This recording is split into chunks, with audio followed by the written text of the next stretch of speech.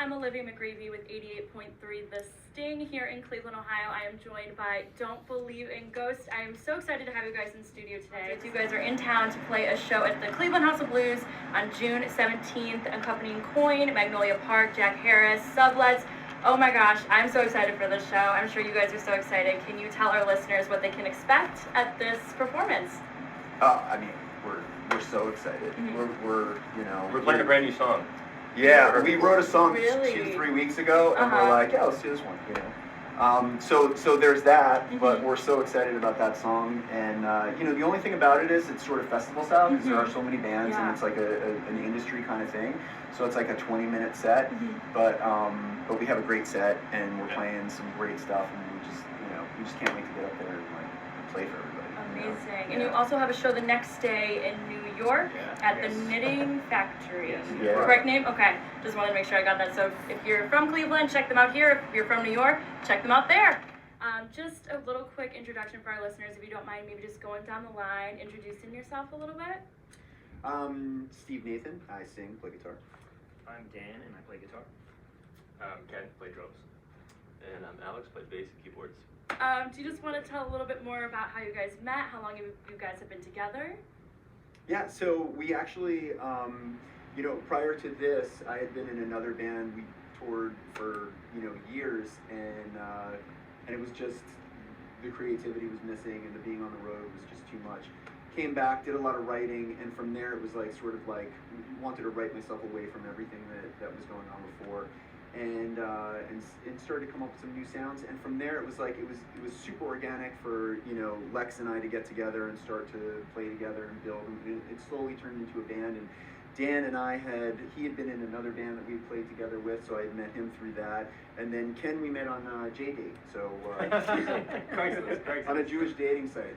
We met on Craigslist, actually, and it's the last time I ever went on Craigslist. Actually, Nate and I met on Craigslist too. Oh, wow. That's right. Way back from the old time. So some good things can come out of Craigslist. Yeah, Yes. Not anymore. Not anymore. Very Steer clear. But other than that, he's a gem that we found in there. So, and then from there, it's just been about like us all together, working together as a band, writing together, and finding the sound and building our sound.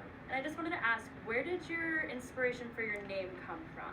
So what you find in life is when you move from one phase to another, that you leave certain people behind in those phases, and sometimes that leaving people behind, what those people are thinking gets into your head, and it sort of debilitates you, or you make decisions based upon what those people might be thinking that you're thinking that those people are thinking, right? So it's really about not giving energy to the ghosts of your past. That's it, Okay.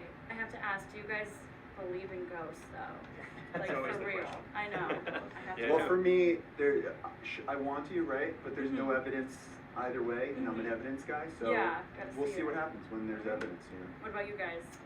I believe in some things that we can't explain. I don't know if they're ghosts, but there's some freaky things out there that no one can explain. So, I don't know, maybe they're alternate dimensions. So after the pandemic, you guys kind of bounced back. You got signed to a record label, released an album. What did that process look like for you guys? And moving forward, how are you guys going to just continue moving forward? So, I mean, with the record, that was something that we were planning to release, and prior to the pandemic, we had written and recorded a lot of those songs, and we'd been releasing singles, because that was sort of like, it's just kind of the way the world is, it's a singles type of thing. A couple of music videos too. Yeah, and then the opportunity to sign with Imagine, Warner ADA, amazing, and unfortunately it did happen during the pandemic, so it was like you want that momentum of signing and going out, so it's like that, but we're writing constantly, and in fact we were just away together, doing a big writing session, so we're always excited about the newest things that we're writing. We have so many songs that we're excited to get out there and play, so yeah, I mean, it's just, we're going to keep releasing music, that's what we do. Yeah, that is awesome. And speaking of writing, do you guys have like a specific process that you guys kind of go through, or is there somewhere you look for inspiration, or is it kind of just different every time? It's probably different every time, right? Movies As far as inspiration, definitely different every time, but a lot of times we'll meet maybe with 2 people at a time. A lot of times it's either me and Steve, or Steve will meet with Lex, or we'll meet with Ken. But every once in a while, like he just said, we'll go away to kind of like a retreat, and we'll all get together in a room at the same time. One of our songs we actually wrote on the road all together. one of the Yeah, first. in between our I think shows it was in Put Your Cleveland Head on Back. tour. Put Your Head Back. Really? Put Your Head Back was the first time I think that we all were in the room together at the same time working on the song, and it just happened naturally. We were actually on the tour that brought us here, and it was the night before we were in Indiana, and we were at a hotel, and we were just like, let's just instead of like what are we gonna do, let's just write something. So we sat down and wrote it, and that's where Put Your Head Back came from. So, Awesome, that's good to know because we did have that in rotation. Yeah, and I was yeah, going to yeah. ask about the song that we have in rotation right now, actually, good transition. Yeah. We have This Is Paradise in rotation right now, so can we just talk a little bit about that specific inspiration or how that kind of came about, whoa, I had an accent there, about, I like it a little bit, I like it. yeah, for our listeners, just to kind of give them the backstory of that song.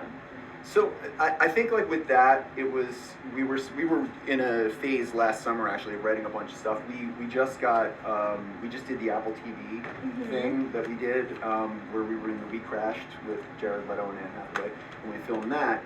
And it was like in that we were playing a festival. And so we were thinking like, what would be a song that like, in my mind, it was like, what would be a song that we would want to play at a festival? Like, you know, like what do we have that you'd be like, yeah, and that people could jump to and move to, you know? And so that's like kind of like where it came out musically, and then lyrically it was sort of like, you know, let's face it, I mean, people are just kind of losing their minds right now, like everywhere, right? Yeah. And it's like in whatever capacity and however they're dealing with it. So it's sort of like that whole thing, you know, I'm out of my mind, you know, and that whole like, you know, feeling of like everything's a little crazy right now, you know, so. Absolutely. And you guys kind of touched on it a little bit before, but I wanted to go back. You guys mentioned your music videos. I noticed you guys have really cool music videos that accompany all your like songs and singles and stuff. Now, do you guys have a big hand in that creative process, or what does that kind of look like for your band? Oh yeah. Steve is the Mad Hatter behind all the ideas. He comes up with the concepts, and we kind of just trust him, and we go along with it. A lot of times he'll brief us before we actually start shooting, and other times we just go there and that's it. And he usually is the one with the vision. It's kind of crazy because, yeah, so I'll come up with the video things. I do a lot of like video stuff and like working in videos, and I'll come up with like a thing. I'll write it out, and I'll be like, okay, I don't know if these guys are gonna like it. Like I don't know like what it is. Like, what do we have to dress up? Like what do they do? And it's so amazing. Olivia, the funniest thing ever, the slow down video, right? Okay. So it's like the script that I wrote for that was like, okay, walks in, puts down jump rope, goes to piano, you know, Dan takes notes, girl takes notes, burns notes in the thing, pizza flies in the air, she walks away, answers the phone, comes back, catches the pizza, like totally crazy. And I give him the script, and I'll never forget Lex, he goes, sounds good, let's do it. And I was like, this doesn't make any sense, but all right. Yeah, they just get You know? I'm like, all right, let's do it, you know? Yeah. So it's awesome. I always like to ask people, if you could collaborate with anybody or go on tour with anybody, who would that person be or artist be for you? Each I'll of let you. them take this.